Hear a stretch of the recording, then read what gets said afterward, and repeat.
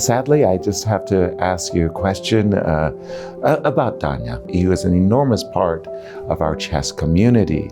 Do you have a story that you'd like to share about Danya?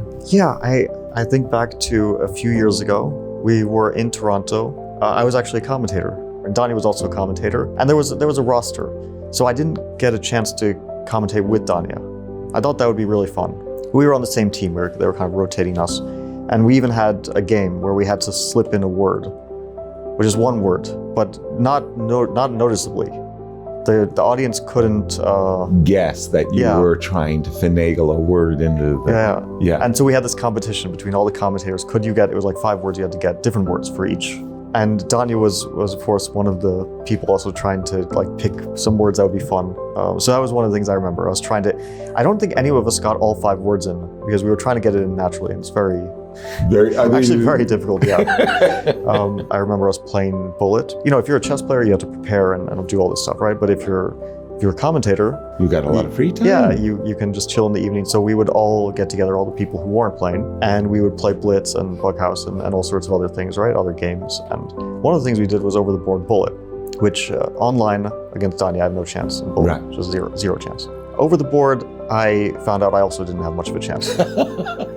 There were a few times he flagged me, and then he felt bad. Like one time he was like, no, it's because it was kind of a drawn position or something, and I ran out of time. He was like, no, it's a draw. And I was like, no, you actually won on time. So he felt bad about flagging you. But I remember those times. Yeah, I think like one of the reasons, just one. I mean, of course, there are many reasons why we saw the outpouring of support. Yeah, was both because Danya was such a good person, such a friendly face to everyone, but also because he was so present in the chess world. Whether you were playing, he was there. He might be your competitor. Whether you were watching, he might be commentating, streaming. He was there for thousands of people play Blitz or talk about other people playing chess or teaching. He was a great teacher. So I think he was just like this very present face. Whether you were ingrained in the chess world, whether you were his friend, or whether you were watching chess from a distance.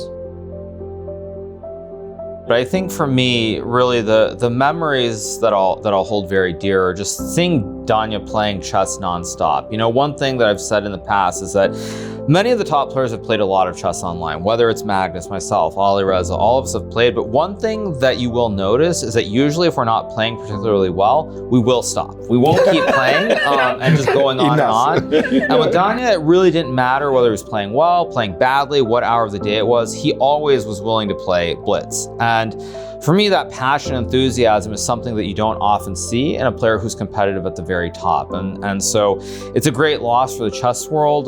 You know, I'd also say for me personally, this probably would be surprising to hear, but definitely, you know, within the last year or two, he probably was the only player that I actually felt that I could trust to speak openly about a variety of topics with. And that includes actually like people at the top as well. So it's very sad for me as someone that I really respected, someone that I loved playing against, and you know, someone that I trusted a lot. So it's really a shame that he's not around anymore. When I heard the news, I was really shocked and very upset. I was playing a tournament in Greece when I found out, and it was quite sad to know that, especially how nice a person he was. I mean we spoke like maybe 1 or 2 times very briefly, but I've seen his streams, I've seen his commentaries, one of the most engaging commentators that we had. And I mean, he attracted millions of like followers. He attracted so many people who really enjoyed his commentary, his way of explaining moves. And like, to be honest, he's one of the very few streamers that I've actually seen some streams. Yeah, it's quite sad for the chess world. We'll all miss him. And yeah, hope like all the negativity in the chess world like reduces a bit and we all have a peaceful time all together, respecting each other instead of, you know, all the stuff that's happening right now. I think the most obvious for me is that I played against him on my wedding night and on the day that my son was born, which speaks to how much that I actually played against him. And I remember like one time he was sending me a message like, sorry for spamming you with challenges, but I just really like playing against him. And I thought that was really sweet because he was always like a little bit deferential in that sense, very respectful, always saying like, it's an honor to play you. I enjoy our games a lot. And I would tell him, yeah, I enjoy playing you a lot too, especially because we had such a contrast in styles, and it's very sad what happened, and but he certainly has left a lasting legacy on chess players and people of all levels. Well, it's amazing. It's a great honor.